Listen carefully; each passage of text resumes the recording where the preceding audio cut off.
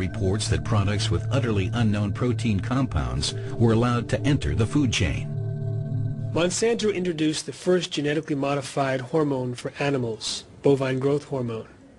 And what we know now is that the research appeared to be rigged to avoid finding problems. When they wanted to show that the hormone did not interfere with fertility in cows, they allegedly added cows to the study that were pregnant prior to injection. Other researchers pasteurized the milk 120 times longer than normal to try and destroy the hormone. The introduction of a hormone to boost milk production in cows shows the kind of massive pressure exerted to launch new products on the market. In Washington, Jeffrey Smith meets with a former inspector at the FDA, Richard Burroughs. The man is a true patriot with children serving in the U.S. Army.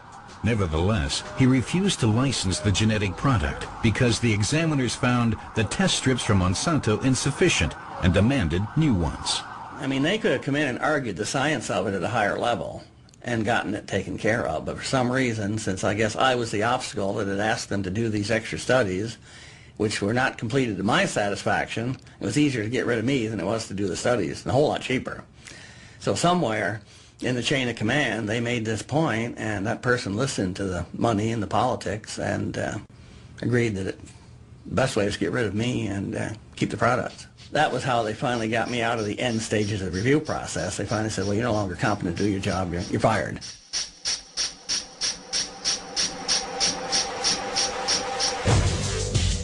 Obstacles are placed in the path of the press as well. Popular reporter Jane Acri researched for Fox News the side effects of the bovine growth hormone, such as udder infections and pus residues in the milk.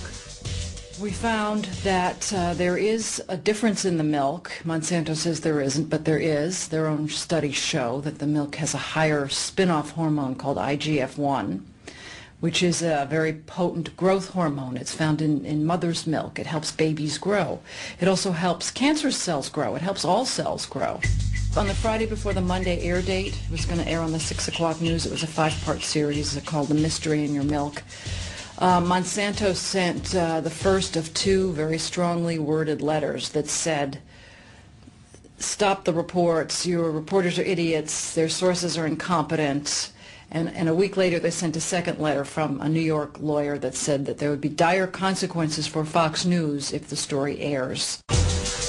The reporter is called off the story. Her superiors decide that the report first has to be revised by the Fox News lawyers and Monsanto. The lawyers would say, you know, say what Monsanto says, it doesn't matter what you found, put in this, don't use the word cancer. What ended up being a re-review process went into 8 months and 83 different versions of this story, which is unheard of. Nobody does that. The end result of this 8 months of re-editing the piece was that they fired us at the first window in our contract. The hormone is still on the market in the United States, and pigs all over the world are today fed primarily feed made from genetically modified plant.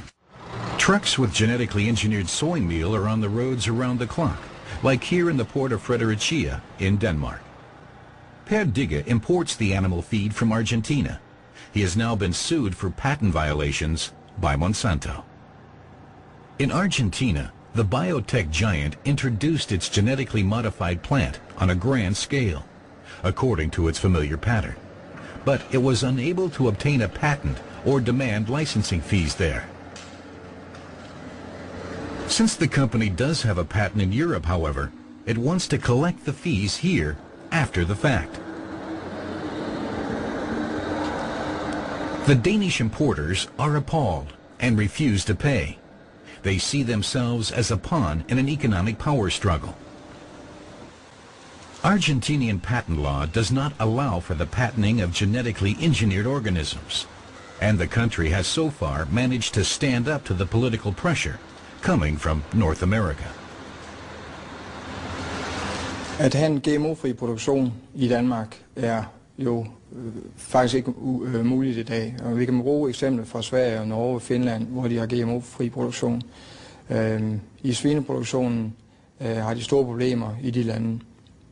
Det skyldes primært, at den merpris, man skal betale for at få GMO-fri soja, er steget år efter år. det går kun i en retning, og det skyldes igen, at den GMO-frie sojaproduktion i Sydamerika, Nordamerika, udgør efterhånden så lille en del af den samlede produktion, så mulighederne for at få den GMO-frie vare ud til en fornuftig pris bliver ringere og ringere. Omkostningen til sporbarhedssikkerhedsstillelse og lignende stiger simpelthen voldsomt. The Danish importer knows that the penetration of whole regions with genetically modified feed is irreversible. Proving that pig feed is biologically pure is virtually impossible to finance. And the fear remains that, to top it all off, they could lose the lawsuit against Monsanto. On the way to the slaughterhouse, pumped full of genetically modified feed.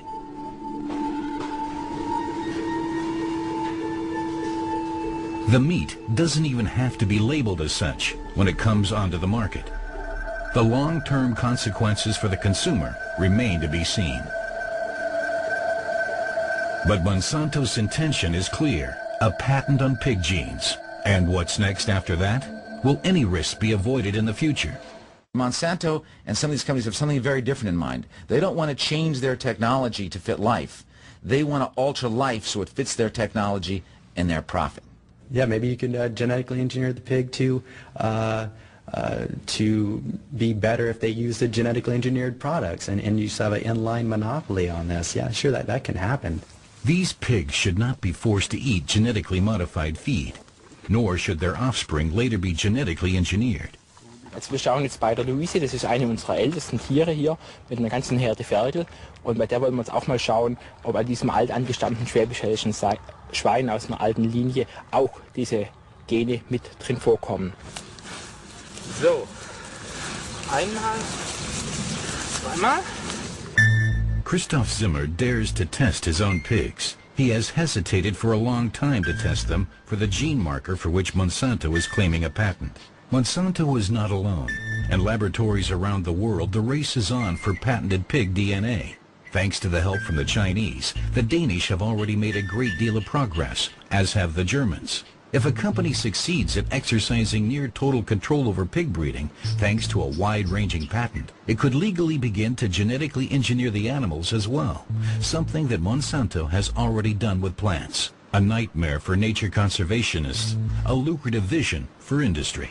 Man kann sich durchaus vorstellen, dass man analog zur Pflanzenbiotechnologie auch für die tierische Produktion eben fremde Gene in Tiere einschleust.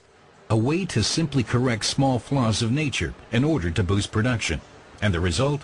The super pig. Ich glaube nicht, dass es das Superschwein geben wird. Es wird möglicherweise mehrere Superschweine geben, die eben entsprechend den jeweiligen Produktionsbedingungen und auch den Anforderungen der Märkte optimal produzieren können. If there only weren't that annoying problem of the declining birth rate among pigs and cattle. Genetic scientist Wolf, who doesn't believe the culprit can be genetically modified feed, has launched a new experiment with cows.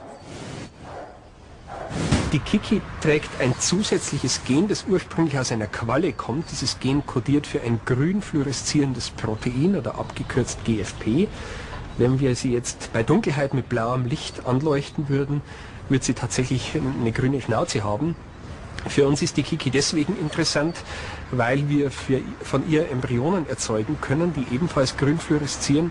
Und diese Embryonen können wir dann in einem sehr frühen Stadium im weiblichen Geschlechtstrakt lokalisieren und können so Wechselwirkungen zwischen dem Embryo und dem Muttertier sehr gut untersuchen.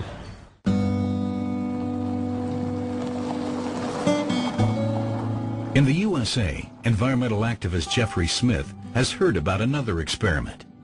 He therefore pays another visit to Jerry Roseman, the ruined pig farmer. Roseman is disappointed with himself and with the fact that he believed the promises of the genetically modified feed producers. I tried to do the right thing. You know, I was one of the technology people. You know, I was right on the cutting edge of everything for the farm, you know, because this is what we were told to do. And ultimately, you know, they lied to us.